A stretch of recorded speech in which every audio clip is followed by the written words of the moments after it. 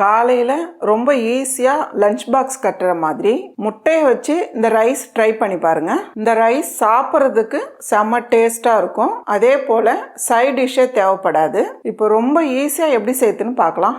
நான் 6 முட்டை எடுத்து வேக வச்சு தோல் எடுத்து வச்சுருக்கேன். இப்போ ஒரு முட்டையை நம்ம ரவுண்டாக கட் பண்ணி எடுத்துக்கலாம். ஃபஸ்ட்டு இப்படியே கட் பண்ணி எடுத்துக்கோங்க. முட்டை எல்லாமே இதே போல் கட் பண்ணி எடுத்து வச்சுக்கோங்க. இப்போ ஒரு கடாய் வச்சுக்கலாமா. கடாய் சூடானதும் 1 டேபிள் ஸ்பூன் அளவுக்கு நெய் சேர்த்துடலாம். இது கூடவே 2 டேபிள் ஸ்பூன் அளவுக்கு எண்ணெய் சேர்த்துடலாம்.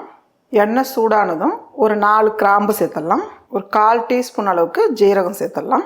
ஜீரகம் சேர்த்துட்டு 4 பெரிய வெங்காயம் பொடியை நறுக்கியிருக்கேன், இதை சேர்த்துடலாம். இந்த ரைஸ் 3லேருந்து 4 பேர் சாப்பிட்ற அளவுக்கு நான் செய்கிறேன். அதனால் வெங்காயம்லாம் கொஞ்சம் கூடுதலாக எடுத்துருக்கேன். நீங்கள் 2 பேர் 3 பேர் சாப்பிட்றவங்களா இருந்தால் கொஞ்சம் கம்மியாகவே எடுத்துக்கலாம். கூடவே ஒரு பச்சை மிளகா பொடியை நறுக்குனது. ஃபஸ்ட்டு வெங்காயம் சேர்த்து நல்லா வதக்கிடுங்க. வெங்காயம் சேர்த்து இந்த அளவுக்கு நல்லா வதங்கி வர டைமில் 3 பெரிய தக்காளி பொடியை நறுக்கிடுங்க, இதையும் சேர்த்துக்கலாம். கூடவே 1 டேபிள் ஸ்பூன் அளவுக்கு இஞ்சி பூண்டு பேஸ்ட்டு சேர்த்துடலாம். இதெல்லாம் சேர்த்து நல்லா வதக்கிடுங்க. தக்காளி நல்லா மசிய வதக்கிடுங்கம்மா. தக்காளி இந்த அளவுக்கு நல்லா வதக்கிட்டு கொஞ்சமாக தண்ணி சேர்த்து மூடி வச்சிங்கன்னா வெங்காயம் தக்காளி கொஞ்சம் நல்லா வெந்து வந்துடும். ஒரு 2 நிமிஷத்துக்கு மூடி வைக்கலாம். ஒரு 2 நிமிஷம் ஆயிருக்குமா பார்க்கலாம். பாருங்கள், நம்ம சேர்த்துருக்க தண்ணி நல்லா இழுத்துருக்கு. வெங்காயம் தக்காளி நல்லா வெந்திருக்கு பாருங்கள். இப்போ இந்த டைமில் மசாலா சேர்த்துக்கலாம். 1 டேபிள் ஸ்பூன் மிளகாய்த்தூள் சேர்த்துக்கலாம். மல்லித்தூள் 1 டேபிள் ஸ்பூன் சேர்த்துக்கலாம். அடுப்பு தீ குறைச்சி வச்சுடுங்க. ஜீரகத்தூள் 1/2 டீஸ்பூன், 1 டீஸ்பூன் பெப்பர், கூடவே தேவையான அளவு உப்பு. ரைஸில் உப்பு சேர்த்து வடிச்சிருந்தீங்கன்னா இதில் உப்பு கம்மியாக சேர்த்துருங்க. இதெல்லாம் சேர்த்து நல்லா வதக்கிடலாம். மிளகாய்த்தூள் வாசனை போகிற அளவுக்கு நல்லா வதக்கிடுங்கம்மா. அப்போ தான் ரைஸ் சாப்பிடும் போது மிளகாய்த்தூளோட வாசனை இல்லாமல் இருக்கும். கூடவே பொடியை நறுக்குன கொத்தமல்லி கொஞ்ச நேரம் அப்படியே இருக்கட்டும். இந்த அளவுக்கு நல்லா மிளகாய்த்தூள் வாசனை போகிற அளவுக்கு நல்லா வதக்கிடுங்க. இந்த டைமில் நம்ம வேக வச்சு கட் பண்ணி வச்சுருக்க முட்டை சேர்த்துடலாம். முட்டை சேர்த்துட்டு அப்படியே கலந்து விட்டுருங்க.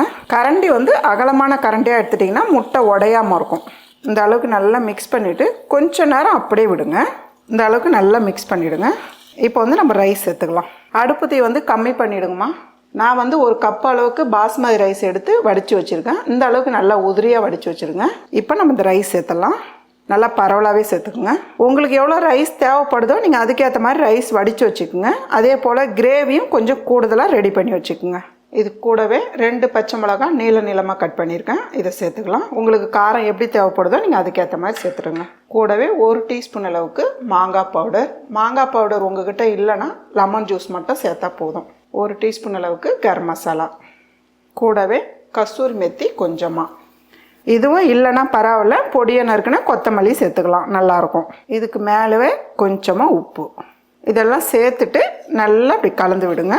கிரேவி அதிகமாக இருந்ததுன்னா நீங்கள் ரைஸ் இன்னும் கூட கொஞ்சம் சேர்த்துக்கலாம். இந்த ரைஸ் ரொம்ப நல்லா இருக்குமா சாப்பிட்றதுக்கு.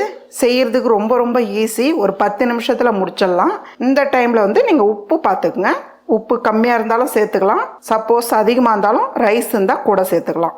இந்த அளவுக்கு நல்லா கலந்து விட்டுருங்க. இதுக்கு மேலவே லைட்டாக நெய் சேர்த்தா போதும்.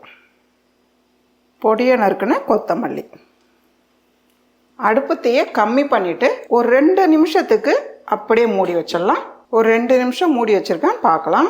இப்போ அப்படியே எடுத்து நல்லா கலந்து விடுங்க. பாருங்கள் எவ்வளோ சூப்பராக இருக்குது பாருங்கள். அவ்வளோதாம்மா, நல்ல ஒரு டேஸ்டான முட்டை மசாலா கடாய் சாதம் ரெடி.